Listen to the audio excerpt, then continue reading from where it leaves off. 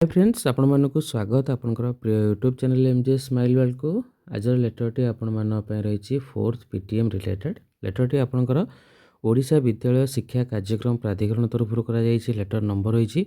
480 date रही 13/1/2026 लेटरटी आपनकर समस्त जिला शिक्षा अधिकारी ओडिशा समस्त जिला प्रकल्प संयोजक समग्र शिक्षा ओडिशा समस्त ब्लॉक शिक्षा अधिकारी ओडिशा करा विषय रही चतुर्थ अभिभावक शिक्षक शिक्षयित्री तथा विद्यालय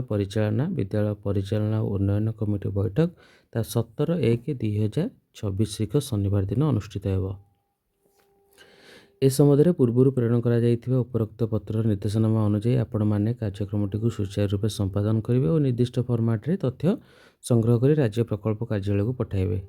गोष्ठी और विद्यालय मध्य एक समन्वय स्थापन करी कार्यक्रमटी को पूर्व निर्धारित क्रियावली अनुसार यथारीति संपादन करेंगे। एवं देखा आपंकर जो विषय वस्तु गुड़िक आलोचना कर फोर्थ पीटीएम रे फास्ट रही आपंकर उपक्रम अभिभावक मानक स्वागत अभिभाषण प्रदान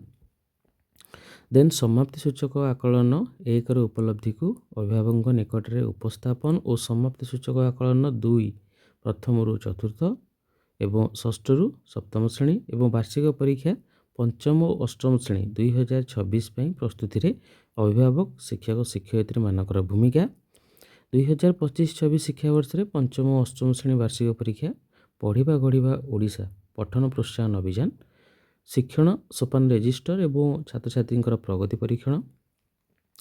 डिजिटल शिक्षा समग्र शिक्षा योजना रे भिन्नक्षम शिक्षार्थी मानक निमंते प्रदान करा जाउथिबा विभिन्न सुविधा सुजोग और भिन्नक्षम शिक्षार्थी मानक अभिभावक और शिक्षक मानकर दायित्व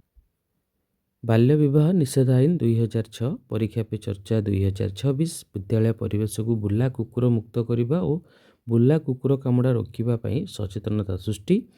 अभिभावक मानक ठारू विद्यालय शिक्षार सर्वांगीन उन्नति निमंते गठनमूलक प्रस्ताव तेन रही धन्यवाद अर्पण।